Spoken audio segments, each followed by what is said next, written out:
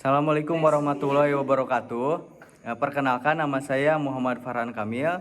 Saya dari Prodi Ilmu Hukum semester 3 Kampus B. Pada kesempatan kali ini saya akan menjelaskan terkait putusan Mahkamah Konstitusi dengan nomor 178 garis miring PUU garis datar 23 garis miring 2025. Putusan kali ini menarik perhatian karena menyentuh isu sensitif, yaitu batas usia pemuda dan dugaan diskriminasi terhadap warga negara yang masih produktif di atas 30 tahun. Namun, alih-alih menguji substansi norma, Mahkamah justru menghentikan perkara pada tahap awal. Hal ini memunculkan pertanyaan penting. Apakah isu konstitusional yang kuat selalu dapat diuji jika aspek formalnya tidak terpenuhi? Putusan tersebut merupakan putusan yang menyatakan permohonan pemohon tidak dapat diterima need on verklad.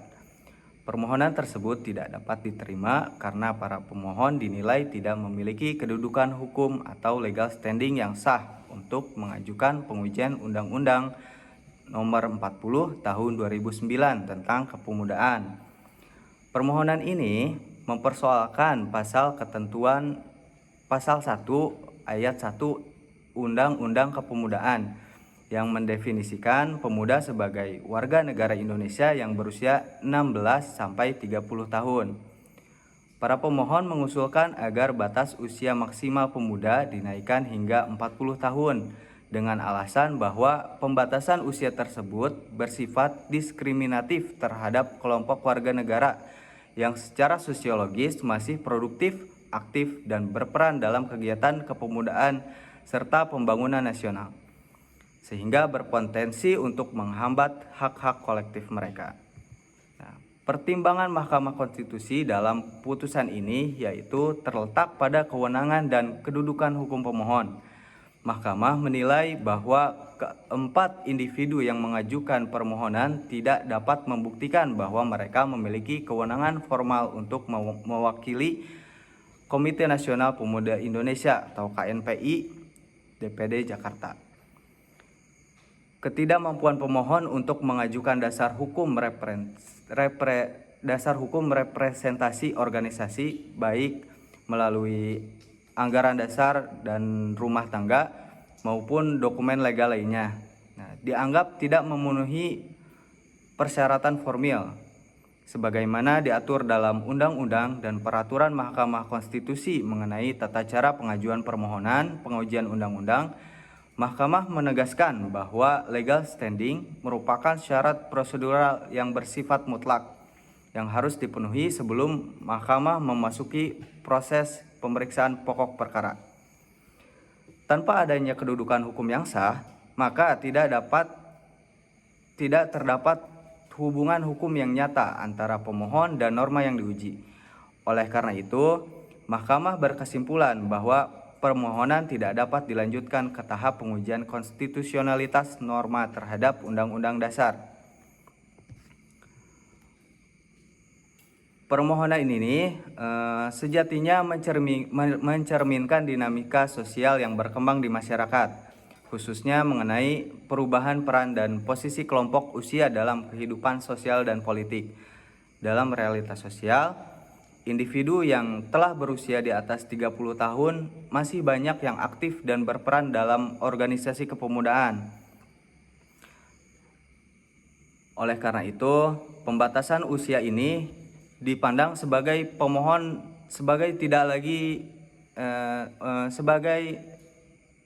untuk tidak relevan lah untuk kondisi masyarakat saat ini.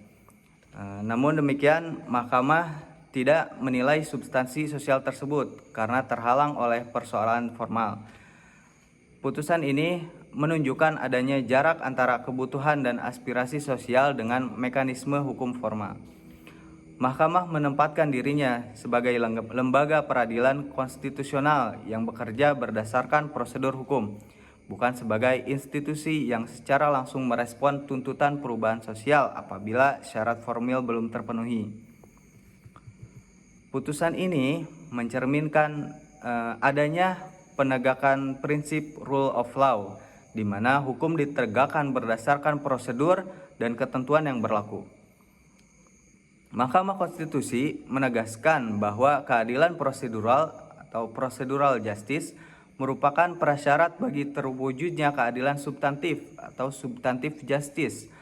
Meskipun substansi permohonan berpotensi menyentuh isu penting mengenai hak partisipasi warga negara dan dugaan diskriminasi usia, Mahkamah memilih untuk tidak melampaui batas prosedural yang telah ditentukan. Ini menegaskan bahwa litigasi konstitusional bukan semata-mata persoalan kuatnya argumentasi konstitusional, tetapi juga menyangkut legitimasi pihak pemohon dan kelengkapan formal permohonan. Dengan demikian, Mahkamah mempertahankan konsistensi dan kepastian hukum, meskipun konsekuensinya adalah tidak terujinya norma yang secara substantif dipersoalkan. Ketiadaan penilaian substantif terhadap norma yang diuji membuka ruang kritik dari perspektif akademik.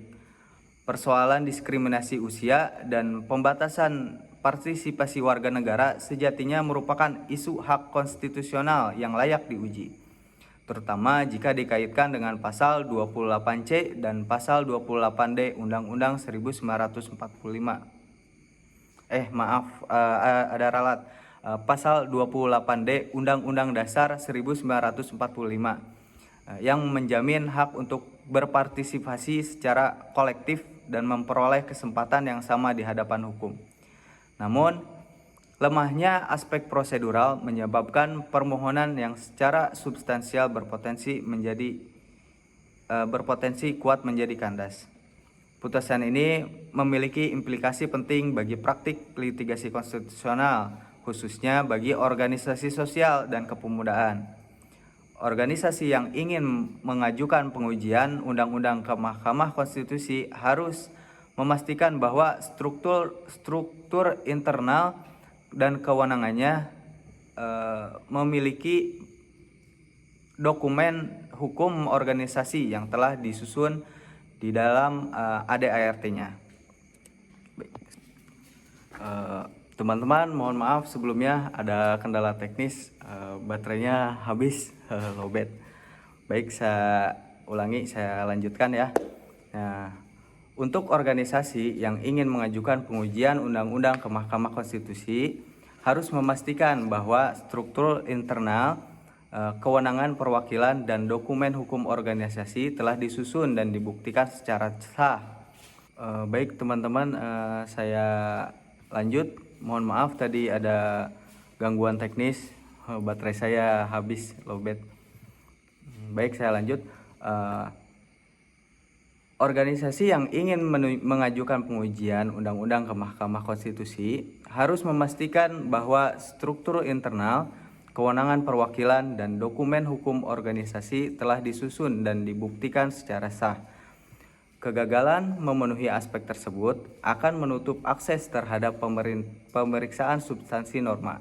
Dalam konteks kebijakan publik, putusan ini tidak secara langsung menolak gagasan perluasan definisi pemuda. Artinya, isu batas usia pemuda tetap terbuka untuk diperjuangkan melalui jalur lain, seperti proses legislasi atau revisi undang-undang oleh DPR dan pemerintah, tanpa harus melalui jalur pengujian konstitusional yang terhambat aspek formal. Mungkin sekian pemaparan saya tentang putusan MK yang menjelaskan bahwa pentingnya substansi formal dalam mengajukan pengujian undang-undang terhadap Undang-Undang Dasar melalui Mahkamah Konstitusi merupakan aspek penting yang perlu diperhatikan oleh pemohon. Dalam artian bahwa sebaik-baiknya substansi dalam pokok permohonan harus dibarengi dengan substansi formil yang memenuhi syarat dalam peradilan. Karena cacatnya persyaratan formil dapat mempengaruhi jalannya proses pengujian pokok permohonan. Seperti yang dikatakan dosen kami, Dr. Muhtar Said dalam video YouTube-nya, beliau menjelaskan bahwasanya substansi pokok permohonan yang baik adalah ketika syarat formil pemohonannya itu baik. Mungkin sekian saja dari saya. Kurang-kurangnya saya mohon maaf yang sebesar-besarnya. Saya akhiri. Wassalamualaikum warahmatullahi wabarakatuh.